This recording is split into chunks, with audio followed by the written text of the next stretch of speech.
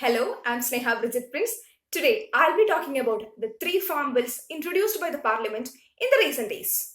On September 14, three bills were introduced in the Parliament to replace the ordinance issued during the lockdown. The first one, the Farmers Produce, Trade and Commerce Promotion and Facilitation Bill 2020.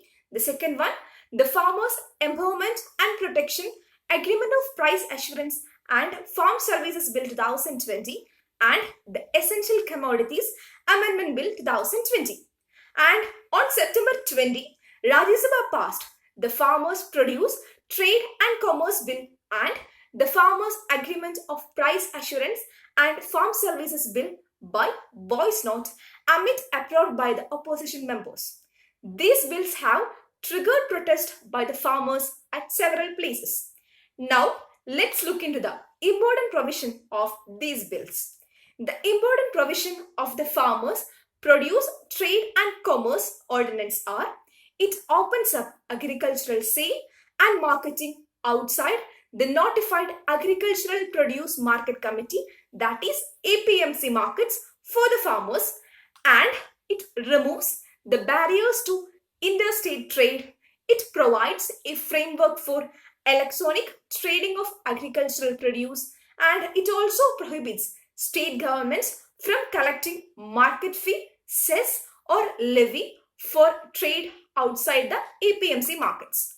And the Farmers Agreement of Price Assurance and Farm Services Ordinance relate to the contract farming.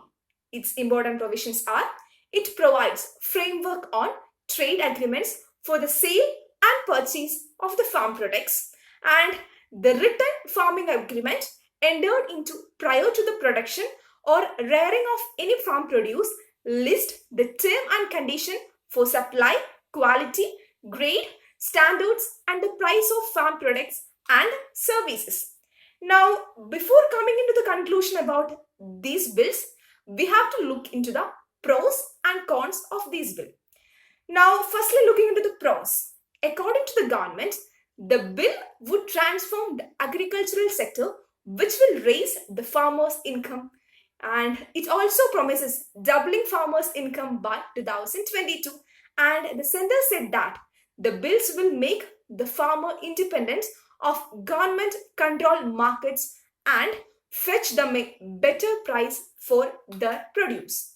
Moreover, the government said that this bill aim to create a system in which the farmers and traders can sell their purchase outside the markets.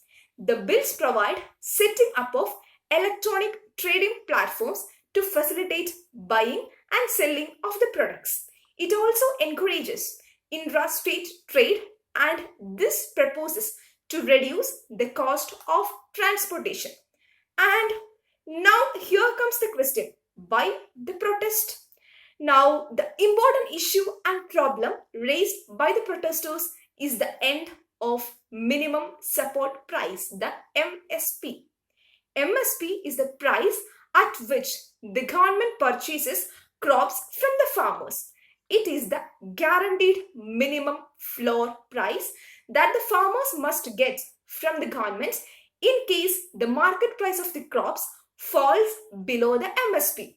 The rationale behind MSP is to support the farmers from excess fall in the crop prices. The Farmers Produce, Trade and Commerce Bill does not give any statutory backing to MSP. Forget making it as a legal right. There isn't even a mention of either MSP or procurement in the bill passed by the both houses of the parliament.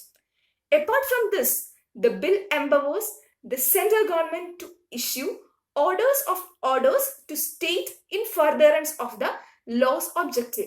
However, matters of trade and agriculture, being the part of subject of the state list, have caused resentment in states. Thus, the provisions are viewed as against the spirit of cooperative federalism enshrined in the Constitution of India. And the Price Assurance Bill, while offering protection to the farmers against the price exploitation, does not prescribe the mechanism for price fixation.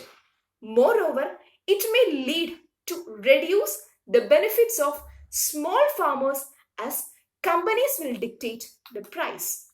Agriculture, which employs more than half of the Indian population, has long been desperate need to reform. But the new and controversial bills are unlikely to be a panacea for farmers' troubles. Their goal, in essence, is to allow greater play of market forces in the agriculture. On the view is that this will improve the farm income, attract the investment and technology, and increase the productivity. It will also free the farmers from the control of middlemen who effectively run wholesale markets. But with these changes, they will lose their commissions and the state government stand to lose crucial tax revenue. Without strong institutional arrangements, the free market may harm lack of unorganized small farmers who have been remarkably productive and shored up the economy even during the pandemic. Yes, we need to enlarge the market for agricultural produce, but at the same time, we have to preserve the safety net with the principle of MSP and public procurement. So do that. Thank you.